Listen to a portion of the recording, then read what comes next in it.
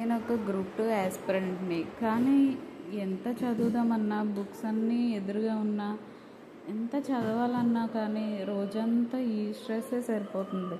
ఎంత చదువుకుందామన్నా సరే బుక్స్ తీయలేకపోతున్నాను. నేను మొత్తం డ్రైన్ అవుట్ అయిపోతున్నాననమాట. ఈ వర్క్ అంతా చేసి ఇంట్లో.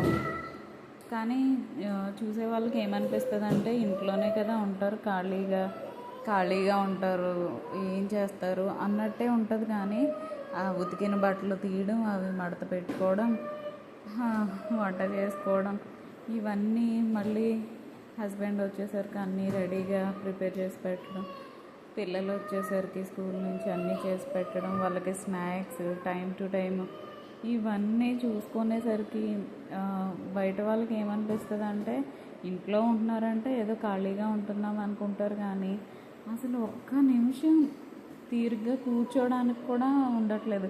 ఇప్పుడు కూడా నేను వెజిటేబుల్స్ కట్ చేసుకుంటూ ఒక్కసారి లోపల ఉన్న పెయిన్ అంతా రిలీఫ్ అవ్వడం కోసం నేను ఈ వీడియో రికార్డ్ చేస్తున్నాను. మీకు కూడా అలానే అనిపిస్తుందా? నేను ఒక్కదాన్నే ఇట్లా బాధపడుతున్నానా అన్నది ఒక్కసారి కామెంట్స్లో చెప్పండి మీ ఫీలింగ్. అంతేనండి, నెక్స్ట్ వీడియోలో మళ్ళీ మాట్లాడుకుందాం. Thank you for watching.